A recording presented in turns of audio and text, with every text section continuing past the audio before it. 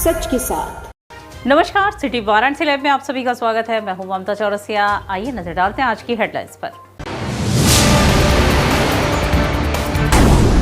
काशी पत्रकार संघ का चुनाव प्रक्रिया संपन्न। अरुण हुए अध्यक्ष तो जितेंद्र बने महामंत्री। क्लब में चंदन अध्यक्ष तो विनय शंकर बने मंत्री।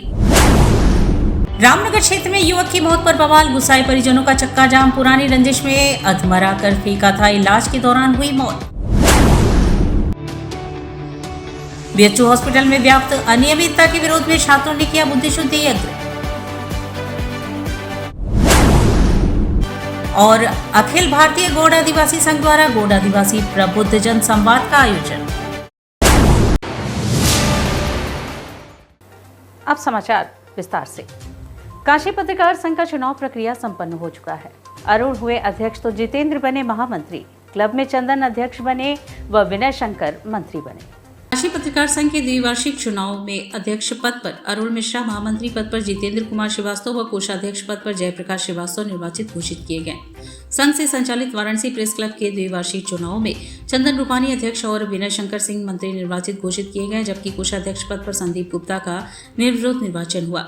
परांठे स्मृति भवन के गर्ते सभागार में सोमवार को हुई मतगणना के उपरांत निर्वाचन अधिकारी कृष्णदेव नारायण राय ने परिणामों की घोषणा की। संघ के अध्यक्ष पद पर अरुण मिश्रा 101 ने, अत्रि भारद्वाज 81 को 20 मतों से पराजित किया। इस पद के अन्य प्रत्याशियों में बीबी यादव को 52 व सुरेश चंद्र मिश्र को 25 मत मिले।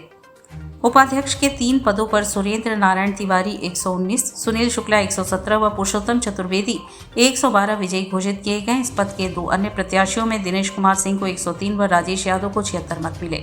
महामंत्री पद पर जितेंद्र कुमार श्रीवास्तव 121 ने अखिलेश मिश्र 93 को 28 मतों से हराया। इस पद के एक अन्य प्रत्याशी राम आत्मा श्रीवास्तव को 38 मत मिले। मंत्री के 2 पदों पर अश्विनी कुमार श्रीवास्तव 93 व आलोक मालविया 87 विजयी घोषित किए गए। इस पद के अन्य प्रत्याशियों में मोहम्मद अशफाक सिद्दीकी को 78, आलोक कुमार श्रीवास्तव को 71, रविंद्र प्रकाश त्रिपाठी को 43 व दिलीप कुमार को 32 मत मिले। कोषाध्यक्ष पद पर जयप्रकाश श्रीवास्तव 135 ने पंकज त्रिपाठी 117 को 18 मतों से हराया। कार्य समिति के 10 पदों के लिए कैलाश यादव 180, विनय कुमार सिंह 170, उमेश गुप्ता 148, सुरेश गांधी 133, विजय शंकर गुप्ता बच्चा 130, छवि किशोर मिश्र 125, राकेश सिंह 123, एमडी जावेद 107, अरुण कुमार सिंह 99 व आनंद कुमार मौर्य 99 विजेता घोषित किए गए। इस पद के एक अन्य प्रत्याशी राजेश राय को 94 मत मिले। संघ के कुल 286 सदस्यों में से 258 सदस्यों ने मताधिकार का प्रयोग किया। दूसरी तरफ वाराणसी प्रेस क्लब के अध्यक्ष पद पर चंदन रूपानी 140 ने सुशील कुमार मिश्र 76 को 64 मतों से हराया। उपाध्यक्ष पद पर देव कुमार केशरी 144 ने राजू सिंह 71 को 73 मतों से परास्त किया। मंत्री पद पर विनय शंकर सिंह 158 ने मुन्ना लाल साहनी 53 को 105 मतों से हराया। संयुक्त मंत्री पद पर अभिषेक सिंह ने 113, अमित शर्मा 49 को 64 मतों से परास्त किया। इस पद के एक अन्य प्रत्याशी हरिबाबू श्रीवास्तव को 45 मत मिले। प्रबंध समिति के 5 पदों पर अरविंद कुमार, दिनेश सिंह, मनोज कुमार राय, रोशन जायसवाल व संजय गुप्ता निर्विरोध निर्वाचित घोषित किए गए। क्लब के कुल 235 सदस्यों में से 220 सदस्यों ने मताधिकार का प्रयोग किया। निर्वाचन मंडल के सहयोगी सदस्यों के रूप में सर्वश्री सुभाकर दुबे, विकास पाठक, राजनाथ तिवारी व योगेश कुमार गुप्त एवं कार्यालय सहकद्वय विश्वदीप बापुरी व राजू चौरसिया थे। परांठे स्मृति भवन के अन्य कर्मचारियों ने भी भरपूर सहयोग दिया। निर्वाचन अधिकारी कृष्णदेव नारायण राय ने सभी विजयी प्रत्याशियों को बधाई दी। तौर पर यह जीत बड़ी उपलब्धि रही है। यहाँ के युवा पत्रकारों के नाम है ये जीत, और जिन लोगों ने बड़ी उम्मीदों के साथ मुझ पर भरोसा जताया है, मैं पूरी कोशिश करूंगा उस भरोसे पर मैं कायम रहूं। एक परंपरा रही है काशी पत्रकार संघ की, और उस परंपरा का निर्वहन उसी तरीके से किया जाएगा। कुछ अच्छी चीज़ों को यहाँ पर लागू करने की हम कोशिश करेंगे। देखा जाए प्रेस क्लब में भी आज काशी पत्रकार आगे क्या करना नहीं, अभी हम पदाधिकारियों की एक बैठक बुलाएंगे, आगे की रूपरेखा तय करेंगे। हमारी ये कोशिश होगी कि सहज के सामाजिक जो सरकार है उससे भी पत्रकार संघ को हम जोड़ें, और पत्रकार संघ को सबसे बड़ी दिक्कत आर्थिक तंगी को लेकर उसको भी हम आगे बढ़ाने की कोशिश करेंगे। रामनगर क्षेत्र में पुरानी रंजिश के चलते एक युवक को अधमरा कर झाड़ी में फेंक दिया गया। इलाज के दौरान उस युवक की मौत हो गई, जिसको लेकर गुस्साए परिजनों ने चक्का जाम किया। रामनगर थाना क्षेत्र के गोलाघाट निवासी मुकेश चौहान की ट्रामा सेंटर में इलाज के दौरान मौत हो गई। घटना के बाद गुस्साए परिजन और स्थानीय लोगों ने रामनगर चौराहे पर चक्का जाम कर प्रदर्शन शुरू कर दिया।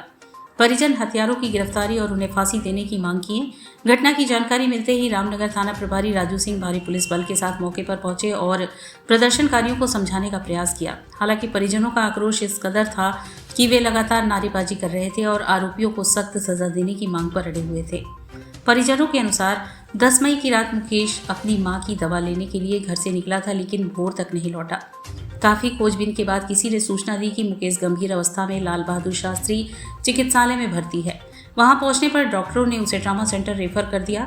मुकेश के भाई सूरज चौहान ने बताया कि ट्रॉमा सेंटर ने मरीज को एडमिट करने से मना कर दिया, जिसके बाद उसे डाफी स्थित मैक्सवेल अस्पताल में भर्ती कराया गया। इलाज में अधिक खर्च आने के चलते परिजन उसे दोबारा ट्रॉमा सेंटर ले आए, जहां सोमवार को उसकी मौत हो गई। सूरज चौहान ने बताया कि घायल अवस्था में मुकेश ने खुद बताया था कि नंदलाल यादव और उनके परिजनों ने उसे अकेला पाकर लाठी और लोहे की राड से बेरहमी से पीटा। पुरानी रंजिश के चलते यह हमला किया गया। घायल करने के बाद उसे झाड़ियों में फेंक दिया गया था। रामनगर थाना प्रभारी राजू सिंह ने बताया कि मृतक के भाई की तहरीर पर 15 मई को ही मुकदमा दर्ज कर लिया गया था। पहले यह मामला BNS की धारा 110, 352 और 351 में दर्ज किया गया था, लेकिन अब पीड़ित की मौत के बाद इसमें हत्या की धारा भी जोड़ी जाएगी। पुलिस का कहना है कि जल्द ही आरोपितों की गिरफ्तारी की जाएगी और दोषियों के खिलाफ सख्त कार्रवाई सुनिश्चित की जाएगी। उसी को लेकर के परिवार की डिमांड थी कि मर्डर का मुकदमा जो पहले 307 में अटेम्प्ट टू मर्डर में लिखा गया था, उसको मर्डर में तरमीम किया जाए, जिसको बताया गया है कि विधिक कार्रवाई करते हुए तत्काल उसको 302 में मर्डर में तरमीम कर दिया गया है। और बाकी उनकी मुआवजे की मांग थी, तो उन सबको सुन करके उनको आश्वस्त किया गया है जो भी उचित कार्रवाई होगी वो की जाएगी। दीनदयाल अंत्योदय योजना राष्ट्रीय ग्रामीण आजीविका मिशन कार्यक्रम का आयोजन हुआ। डाफी क्लस्टर नेपुरा कला में दीनदयाल अंत्योदय योजना राष्ट्रीय ग्रामीण आजीविका मिशन के अंतर्गत उत्तर प्रदेश राज्य ग्रामीण आजीविका मिशन द्वारा ग्रामीण क्षेत्रों में महिलाओं का एक समूह बनाया गया है। समूह की महिलाओं का मुख्य उद्देश्य समूह से समृद्धि की ओर बढ़ना है। महिलाओं के द्वारा सोमवार को वार्षिक आम सभा वित्तीय वर्ष 2025-26 का आयोजन किया गया, जिसमें सैकड़ों की संख्या में महिलाएं पहुंची और इस सभा में भाग लिया। कार्यक्रम का शुभारंभ मां सरस्वती और गणेश जी के चित्र पर माल्यार्पण व दीप प्रज्वलन के साथ हुआ। इसके बाद महिलाओं द्वारा मां सरस्वती की प्रार्थना की गई। ग्रंथ प्रेरणा महिला संकुल समिति ने ब्लॉक मिशन प्रबंधक इकाई के सहयोग से महिलाओं को इकट्ठा किया जाता है। महिलाओं को हर कला में प्रशिक्षित किया जाता है। एक ग्रुप में 12 महिलाएं होती हैं। ऐसे लगभग 100 महिलाओं का ग्रुप बना हुआ है। इन महिलाओं को ब्यूटिशियन, सिलाई, कढ़ाई, मेहंदी, अगरबत्ती बनाना, मोमबत्ती बनाना से अन्य कई विद्याओं में पारंगत किया जाता है। यह महिलाएं जो कल बेरोजगार थी परंतु शिक्षित थी, आज उन्हें अपने पैरों पर खड़ा होने के लिए यह संस्था लगातार कार्य कर रही है। आज लगभग 10,000 से लेकर 20,000 तक प्रतिमाह कमा लेती है। अपना घर का कार्य करने के साथ ही संस्था का कार्य करती हैं, जिससे इनका तथा उनके परिवार का भरण पोषण अच्छी तरह से हो जाता है। यह महिलाएं समाज में एक मिसाल कायम कर रही हैं और दूसरों को कार्य करने के लिए प्रेरित कर रही हैं। अध्यक्ष गीता देवी, सचिव सपना कुमारी, कोषाध्यक्ष सुरसती, उपाध्यक्ष निशा देवी, उप सचिव निर्मला देवी, CLF लेखपाल अंजना राव, CLF प्रबंधक प्रेरण देवी सहित अन्य लोग उपस्थित रहीं। ये वार्षिक आम सभा है, ग्रंथ प्रेरणा महिला संकुल समिति का है। ये गरीब महिलाओं को जोड़ के समूह बनता है। जो समूह में हम सब दीदियाँ 20 रुपया जमा करके अपने रोजगार को आगे बढ़ाते हैं।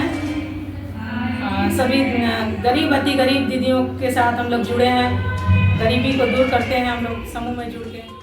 अखिल भारतीय आदिवासी संघ द्वारा गौड़ आदिवासी प्रबुद्धजन संवाद का आयोजन हुआ। अखिल भारतीय गौड़ आदिवासी संघ वाराणसी के द्वारा पटेल धर्मशाला तेलियाबाग में गौड़ आदिवासी प्रबुद्धजन संवाद का आयोजन किया गया। इस अवसर पर मुख्य अतिथि कैबिनेट मंत्री उत्तर प्रदेश सरकार अनिल राजभर ने गौड़ आदिवासियों को संबोधित करते हुए कहा कि प्रधानमंत्री जी के क्षेत्र में शासनादेश के बावजूद गौड़ आदिवासी अपनी पहचान और जाति प्रमाण पत्र के लिए संघर्ष कर रहे हैं।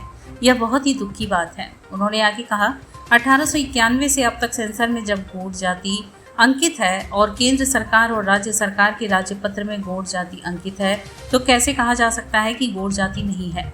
मैं मानता हूँ, सरकार मानती है, पूरे प्रदेश में गौड़ जाति है तो है। जल्द ही गौड़ प्रतिनिधि मंडल के साथ मैं माननीय मुख्यमंत्री जी से मिलकर एक कड़ा शासनादेश लागू करवाऊंगा कि शासनादेश के अनुपालन न करने वाले अधिकारी दंडित होंगे। सरकार का काम केवल शासनादेश लागू करने का ही नहीं है, बल्कि सरकार का काम यह देखना भी कार्य है कि शासनादेश का अनुपालन हो रहा है कि नहीं। मनमाना ढंग से शासनादेश की व्याख्यान करने वाले दंडित होंगे। बैठक में बहराइच के पूर्व सांसद अक्षयवर गोट के एन बोर्ड ने उच्चतम न्यायालय के द्वारा निर्मित माधुरी पाटिल की व्यवस्था का हवाला देते हुए कहा कि सर्वोच्च न्यायालय की व्यवस्था को भी स्थानीय प्रशासन नहीं मानती। सरकार के द्वारा माधुरी पाटिल के मामले में सर्वोच्च न्यायालय के प्रकाश में शासनादेश होना चाहिए। सभा में सूर्य कुमार गौड़, अमरनाथ गौड़, रामजी नेताम गौड़, नगीना गौड़, संजय गौड़, जगजीवन नायक, शोभनाथ गौड़, शेती गौड़, संध्या गौड़, निधि गौड़ आदि ने विचार व्यक्त किए। सभा के प्रारंभ में मुख्य अतिथि ने गौड़ समाज के इष्ट देव बड़ा देव का पूजन किया। तत्पश्चात मुख्य अतिथि को अंग वस्त्र स्मृति चिन्ह देकर सम्मानित किया गया। सभा की अध्यक्षता विधायक विनय प्रकाश गौड़, प्रदेश अध्यक्ष गौड़ आदिवासी संघ ने किया तथा संचालन गौड़ आदिवासी संघ के जिलाध्यक्ष मनोज गौड़ ने किया। बीएचयू हॉस्पिटल में व्याप्त अनियमितता के विरोध में छात्रों ने बुद्धि शुद्धि यज्ञ किया। काशी हिंदू विश्वविद्यालय में स्थित सर सुंदरलाल हॉस्पिटल में व्याप्त अनियमितता के विरोध में छात्रों ने IMS गेट के बाहर बुद्धि शुद्धि यज्ञ किया। इस कार्यक्रम का नेतृत्व कर रहे सत्यनारायण सिंह ने कहा कि काशी हिंदू विश्वविद्यालय के अंतर्गत संचालित सर सुंदरलाल चिकित्सालय न केवल विश्वविद्यालय समुदाय बल्कि समस्त पूर्वांचल एवं अन्य राज्यों के लाखों आर्थिक रूप से कमजोर और जरूरतमंद नागरिकों के लिए जीवन रेखा है। महामना पंडित मदन मोहन मालवीय द्वारा स्थापित यह संस्थान सेवा, पारदर्शिता एवं मानवता के मूल्यों पर आधारित रहा है, किंतु वर्तमान समय में यह भ्रष्टाचार, दलाली, प्रशासनिक उदासीनता एवं अव्यवस्थाओं का केंद्र बनता जा रहा है। हम विश्वविद्यालय के छात्र बीते 2 माह से इस विषय में अपनी मांग को लेकर IMS निदेशक एवं मेडिकल सुपरिटेंडेंट को ज्ञापन सौंप चुके हैं, परंतु अब तक कोई भी पहल या कार्यवाही नहीं की गई है। इसलिए आज हम सब भगवान से निदेशक और चिकित्सा अधीक्षक को भगवान सद्बुद्धि दे और यह लोग छात्रों, कर्मचारियों तथा मरीजों के हित में जल्दी फैसला ले, इसलिए आज यह यज्ञ किया गया। छात्र नेता शिवम सोनकर ने कहा कि मरीजों को फ्री भोजन, फ्री एक्सरे, सभी रिपोर्ट मोबाइल पर कब मिलेगा, ICU नाम पर दलाली कब तक, बाहर की जांच क्यों लिखी जाती है, बाहर से महंगी दवा क्यों लिखी जाती है, हॉस्पिटल में सफाई की व्यवस्था दयनीय है, हॉस्पिटल में पार्किंग की कोई व्यवस्था नहीं है और डॉक्टर प्राइवेट प्रैक्टिस कर रहे हैं। आखिर यह जो हम छात्रों की मांग है वह कब तक मानी जाएगी। आज हम सब अपनी मांग को लेकर जो आंदोलन कर रहे हैं, उसी आंदोलन के क्रम में आज बुद्धि शुद्धि यज्ञ किया है और यदि हमारी सभी मांगे जल्दी नहीं मानी जाती तो हम आंदोलन की गति और तेज करेंगे। बुद्धि शुद्धि यज्ञ में मुख्य रूप से पल्लव, दिव्यांशु, अंकुर, ध्रुव, गौरव, उदय, मिक्कू, शुभम, अंकित, गुप्ता, आयुष, शिवम आदि छात्र मौजूद रहे। जो कि 17 सूत्री मांगे हम लोग लेकर आए हैं काशी हिंदू विद्यालय से, मांग कर रहे हैं अधिकारियों से कि जैसे सफाई की व्यवस्था, चिकित्सालय में पार्किंग की व्यवस्था, एक्सरे फ्री हो, जैसे बाकी जगहों पे एक्सरे फ्री है, एक्सरे फ्री हो, जितनी भी जांचें होती है उसकी ऑनलाइन रिपोर्टिंग मोबाइल पे दी जाए। इस sir Sundarlal campus, sir Sundarlal चिकित्सालय जो कि पूर्वांचल का एम्स कहा जाता है, केवल पूर्वांचल ही नहीं आसपास के कई प्रदेशों के मरीज यहाँ आते हैं, उनके साथ जिस तरह से व्यवहार किया था, अभी हाल ही में कल हम लोगों ने देखा कि जिस तरीके से बच्ची के साथ दुराचार करने का प्रयास किया गया। आखिर ये जिम्मेदारी किसकी बनती है? तो हम लोग अपनी 17 सूत्री मांगों को लेकर लगातार आंदोलन कर रहे हैं, पुतला दहन भी किया, घेराव भी किया। मैं इसका आज बुद्धि शुद्धि के माध्यम से भी हम लोगों ने यह बुद्धि शुद्धि किया कि भगवान सद्बुद्धि ने भ्रष्टाचारियों का जो अड्डा बना हुआ है काशी ICU में दलाली है, जिस तरह से लगातार भ्रष्टाचारियों का अड्डा बनाया गया सर सुंदरलाल चिकित्सालय को, उससे मुक्त हो और जब हमारी डिमांड पे पहल की जाए, उसकी हमारी सब डिमांड माना जाए। जब तक हमारी मांगे मानी नहीं जाती तब तक हम सब आंदोलन करते रहे। यहाँ वक्त उछला है एक छोटे से ब्रेक का, मिलते हैं ब्रेक के बाद। वाराणसी लाइव, सच के साथ।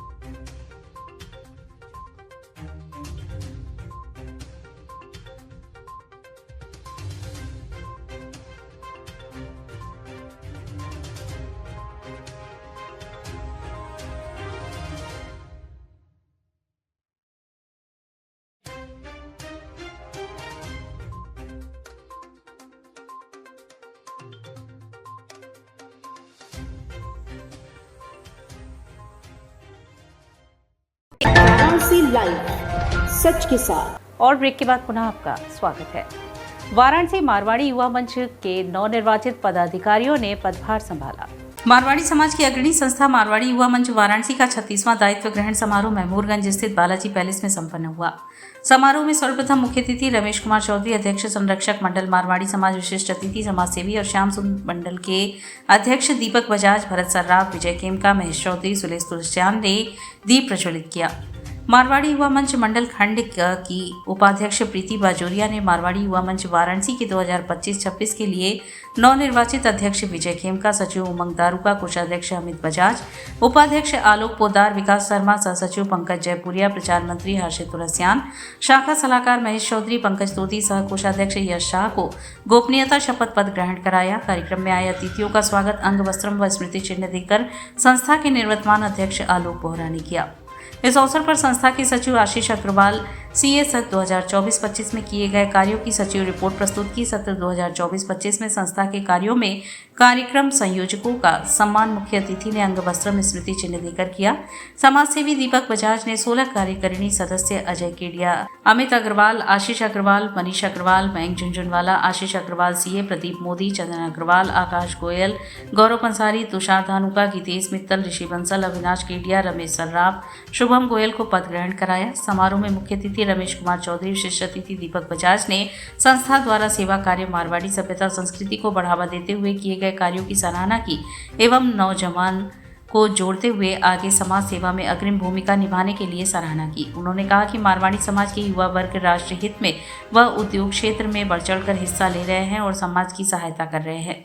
वर्तमान अध्यक्ष विजय खेमका ने अपने उद्बोधन में कहा कि मैं संस्था को सामाजिक व धार्मिक क्षेत्र में बढ़ाने का कार्य करूंगा। युवाओं को आत्मनिर्भर के साथ क्रिकेट टूर्नामेंट, रक्तदान शिविर, पर्यावरण संरक्षण पर जन जागरण का आयोजन किया जाएगा। समारोह का संचालन महेश चौधरी ने किया। धन्यवाद ज्ञापन यदुदेव अग्रवाल ने किया। समारोह में राधे गोविंद केजरीवाल, अनूप सराफ, सुरेश तुलसियान, कार्यक्रम संयोजक आकाश मोदी, मनीष गिनोडिया, कृष्ण कुमार काबरा, श्री नारायण खेमका, राजेश तुलसियान, दीपक तोदी, राजेश अग्रवाल, प्रदीप तुलसियान, मनोज जाजोतिया आदि लोग मौजूद थे। समाज के लिए हम लोग धार्मिक कार्य करेंगे और हम लोग आइटम भी लगाने को सोचे इस साल जाने में। और बहुत से बच्चे जो पढ़ नहीं पा रहे हैं उन लोग को हम लोग अपने युवा मंच के बैनर तले उनको साल भर तक पढ़ाएंगे। उनकी किताब के खर्चे, स्कूल की फीस और उनके ड्रेस, स्कूल के ड्रेस, वो सब खर्चा युवा मंच उठाएगी। ये नया काम हम लोग सोचे करने को। और क्या करेंगे? और हम लोग धार्मिक कार्य भी करेंगे, सामाजिक कार्य भी करेंगे और फैमिली में हम लोग का एक युवा मंच जो होता आ रहा है जितने साल से जब से इसकी स्थापना हुई है वो भी हम लोग करेंगे। और इस युवा मंच को ऊंची ऊंचाइयों पे ले जाने की इच्छा है हमें कि एक अच्छी बुलंद पे जाए और लोग इससे याद रखें। ललित कला विभाग काशी विद्यापीठ में 20 दिवसीय ग्रीष्मकालीन कला कार्यशाला आयोजित हुई। राज्य ललित कला अकादमी एवं ललित कला विभाग महात्मा गांधी काशी विद्यापीठ के संयुक्त तत्वाधान में 20 दिवसीय ग्रीष्मकालीन कला कार्यशाला का उद्घाटन विभाग के अध्यक्ष एवं राज्य ललित कला अकादमी के अध्यक्ष डॉक्टर सुनील कुमार विश्वकर्मा 2 जून सोमवार को विभाग के सभागार में दीप प्रज्वलित कर किया। कार्यशाला के अवसर पर डॉक्टर सुनील कुमार विश्वकर्मा ने कहा कि 20 दिवसीय कार्यशाला में कलाकार के साथ ही ऐसे छात्र छात्राएं जिन्होंने धन के अभाव में उम्र की बाध्यता के कारण कला नहीं सीख पाते थे, उन्हें भी मौका मिलेगा। उन्होंने बताया कि प्रदेश के 75 जिलों में यह योजना चल रही है। उन्होंने बताया कि पिछले वर्ष की अपेक्षा इस वर्ष मात्र 150 फीस के रूप में लिया जा रहा है। कार्यशाला में छात्र छात्राओं को composition, still life, collage print making, play, modelling, tie and dye, paper mache आदि शिक्षा दी जाएगी। इस अवसर पर doctor Ramveer Sharma, doctor Shatrughan Prasad, doctor Ramraj, doctor Madan Prasad Gupta, Sushri S Angela एवं छात्र छात्राएं उपस्थित रहे। और बच्चों को आज से ही प्रशिक्षण का कार्यक्रम शुरू करेंगे। कोई मॉडल स्टडी करेगा, कोई पोर्ट्रेट बनाएगा, लैंडस्केप बनाएगा, कार्टूनिंग का है, वस्त्र में बांधनी, बाटिक, ये सब का प्रशिक्षण इसमें दिया जाएगा। जो हमारे फाइन आर्ट में पहले से बच्चे सीख रहे हैं उससे भी अलग कुछ विषय उन बच्चों को बताने का हम लोग प्रयास करेंगे। जैसे एचिंग है, ग्लास एचिंग है, ये आपका स्क्रीन प्रिंटिंग है, जो उनके काम आ सके। जैसे हम नौकरी के भरोसे न बैठे रहें, हमें ऐसी उद्यमिता आ जाए कला के क्षेत्र में कि हम खुद का व्यवसाय भी शुरू कर सकते हैं, 25-50 लोगों को जोड़ करके इस व्यवसाय को आगे बढ़ा सकें। तो इस तरह की भी शिक्षा कला के माध्यम से बच्चों को दी जाएगी। नई सुबह एक उम्मीद सामाजिक संस्था लड़कियों और महिलाओं को सशक्त तथा आत्मनिर्भर बना रही है। नई सुबह एक उम्मीद सामाजिक संस्था के द्वारा सराय सुरजनबाट में स्थित मुंशी प्रेमचंद पार्क में लड़कियों और महिलाओं को विषम परिस्थितियों में अपनी सुरक्षा स्वयं कैसे कर सकती हैं, इसके विषय में सेल्फ डिफेंस ट्रेनिंग का आयोजन किया गया। इस कार्यक्रम की शुरुआत मुख्य अतिथि क्षेत्रीय सभासद मदन मोहन जी को संस्था के द्वारा माला तथा अंग वस्त्र पहनाकर किया गया। कार्यक्रम का संचालन संस्था अध्यक्ष ममता तथा मोहम्मद अनीस ने किया। कार्यक्रम के दौरान ट्रेनर विजय कुमार सिंह ने उपस्थित सभी लड़कियों को सेल्फ डिफेंस की कई महत्वपूर्ण तरीके सिखाए तथा विषम परिस्थितियों में अपना बचाव कैसे कर सकती हैं इसके विषय में भी विस्तृत जानकारी प्रदान की। साथ ही स्वस्थ रहने के लिए महत्वपूर्ण योगासन भी बताए। ट्रेनिंग के दौरान संस्था की तरफ से उनको सम्मानित भी किया गया। संस्था की तरफ से वॉलंटियर सूरजपाल तथा रवि कुमार ने उपस्थित सभी लोगों को मॉक ड्रिल की भी ट्रेनिंग दी एवं फिर से बढ़ रहे कोरोना के विषय में भी जागरूक किया। कार्यक्रम के दौरान संस्था अध्यक्ष ममता ने बताया कि यह संस्था लगातार कई वर्षों से लड़कियों और महिलाओं को आत्मनिर्भर तथा सशक्त बनाने का कार्य कर रही है। इसी के अंतर्गत वर्तमान समय में कई विद्यालयों जैसे Rukmani inter college, little star school आदि प्राइवेट स्कूलों में लगातार लड़कियों को सशक्त बनाने हेतु संस्था द्वारा निःशुल्क सेल्फ डिफेंस प्रशिक्षण दिया जा रहा है। इस प्रशिक्षण के दौरान लड़कियों को महत्वपूर्ण हेल्पलाइन नंबरों के विषय में भी जानकारियां प्रदान की जा रही है। समाज सेवी डॉक्टर रहमत अली तथा अजरा बीवी ने अपने समुदाय की लड़कियों को भी इसके माध्यम से सशक्त बनाने में महत्वपूर्ण योगदान दिया। संस्था की तरफ से विजय कुमार, मोहम्मद अनीस, राम बाबू, मंगलेश्वर प्रसाद, सुमित बिन, करण भारती, सूरजपाल, रवि कुमार, किरण देवी, रेशमा देवी ने कार्यक्रम को सफल बनाने में अपना महत्वपूर्ण योगदान दिया। कार्यक्रम में सपना कुमारी, शबाना, खुशबू, जॉनसन, बेबी, शिवानी कुमारी, सना, रक्षा कुमारी, प्रियंका, आशु, रागनी, मोनिका, मौसम, आरूही, मीठी, नूर, आफरीन, अप्सरा आदि लोगों ने प्रशिक्षण प्राप्त किया। जो उनकी सुरक्षा के लिए जो टेक्निक्स जरूरी है उनको इसके दौरान सिखाया गया। साथ ही उनको अपने पर्स में क्या क्या चीज़ें रखनी है, वो अपने दुपट्टे का प्रयोग कैसे कर सकती हैं और अगर वो पर्स ली हुई तो उसके जो रिबन होती है उसका प्रयोग कैसे कर सकते हैं, इन सारी चीज़ों को भी बताया गया। और साथ में यह भी बताया गया कि अगर मॉक ड्रिल के विषय में भी जानकारी दी गई कि अगर हवाई हमला होता है तो अपना बचाव कैसे कर सकती हैं और इसके साथ ही साथ वर्तमान समय में जो तेज़ी से कोरोना फिर से वापस आ रहा है तो उसके लिए भी हमें सतर्क कैसे रहना है और दूसरों को कैसे रहना। स्वरांगना ललित कला केंद्र द्वारा दरबारी महफिल के तहत संगीत संध्या का आयोजन हुआ। स्वरांगना ललित कला केंद्र के संरक्षक रविंद्र कुमार नन्हे भैया की स्मृति में दरबारी महफिल के तहत संगीत संध्या आयोजित किया गया। दीप प्रज्वलन कर कार्यक्रम का शुभारंभ हुआ जो अशोक जी अग्रवाल, आनंद प्रकाश अग्रवाल, विवेक कुमार, श्याम कृष्ण अग्रवाल, विनय कुमार जैन, संगीत परिषद काशी कर कमलों द्वारा किया गया। दीप प्रज्वलन के बाद कलाकारों एवं अतिथियों का स्वागत प्रदीप कुमार डे, सुबोध अग्रवाल, संजय अग्रवाल, राजेश जैन, राजेश कुमार गुप्ता, प्रफुल्ल चंद्र राय, राजीव जयपुरिया, संजय कुमार गुप्ता ने किया। संगीत संध्या में कोलकाता से पधारी सोहानी चक्रवर्ती उपशास्त्रीय गायन प्रस्तुत किए, जिनके साथ तबले पर संगत पंडित नंद किशोर मिश्र, हारमोनियम पर नागेंद्र शर्मा व सारंगी संगत अनीस मिश्रा ने किया। इस अवसर पर मुकुंद लाल टंडन, सुरेश पेशवानी, डॉक्टर के सिंह, डॉक्टर पुनीत प्रिया राय, संजय अग्रवाल, राकेश सरावकी, डॉक्टर निर्मल जैन, अनुज भार्गव, रुपेश जैन, प्रियंका मिश्रा, दिव्या जैन आदि उपस्थित रहे। अंत में धन्यवाद सुरेंद्र मिश्रा शीलू स्वरांगना ललित कला केंद्र ने किया।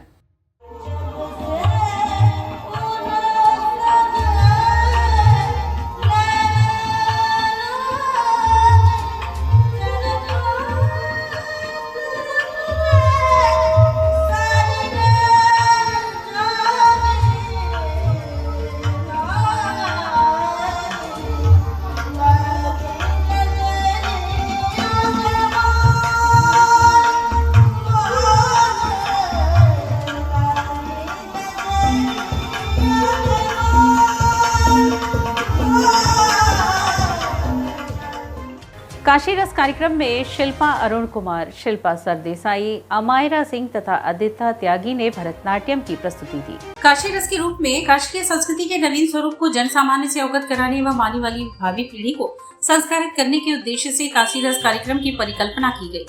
जिला प्रशासन की अभिनव पहल पर रविवार को सुबह बनारस के अंतर्गत काशी रस कार्यक्रम में दिल्ली से पधारे कलाकारों जैसे शिल्पा सरदेसाई, अमायरा सिंह, आदित्य त्यागी ने दक्षिण भारत के तमिल राज्य की प्रसिद्ध नृत्य विधा भरतनाट्यम नृत्य की प्रस्तुति का शुभारंभ गणेश कौत्वम, प्रथम पूज्य देवता भगवान श्री गणेश की आराधना तत्पश्चात भगवान शिव की स्थिति जो शुभता, स्थिरता और सर्वोच्च चेतना के प्रतीक है। शंभु नाम का अर्थ ही आनंद देने वाला है एवं समापन शिव तांडव स्तोत्रम से किया। कलाकारों ने पद, लय, ताल, अंग संचालन, बाकी चित्रण एवं लास से भरे सौंदर्य के माध्यम से दर्शकों के हृदय को भाव विभोर किया। समस्त कलाकारों को प्रमाण पत्र एवं आशीर्वचन रमन कुमार IAS, डॉक्टर रंगोली, अचल त्यागी IPS, अंकिता पांडे IRS, राजवीर त्यागी ने प्रदान किया। समस्त अतिथियों को श्याम कुमार केसरी ने अंग वस्त्र प्रदान कर उनके मान सम्मान में वृद्धि की। धन्यवाद ज्ञापन श्याम कुमार केसरी ने किया। कार्यक्रम का संयोजन सुबह बनारस के सचिव एवं संस्थापक डॉक्टर रत्नेश वर्मा ने किया। कार्यक्रम का सफल संचालन सीमा केसरी ने किया। इस अवसर पर भारी संख्या में दर्शकगण उपस्थित रहे।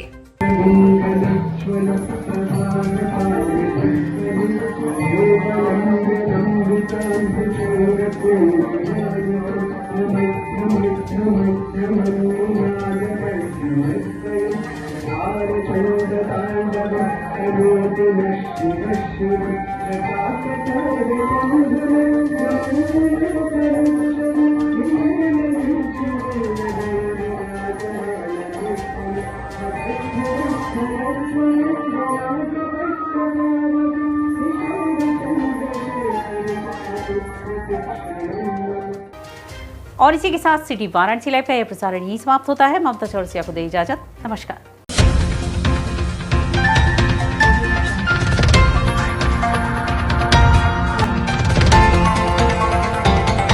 वाराणसी लाइव, सच के साथ।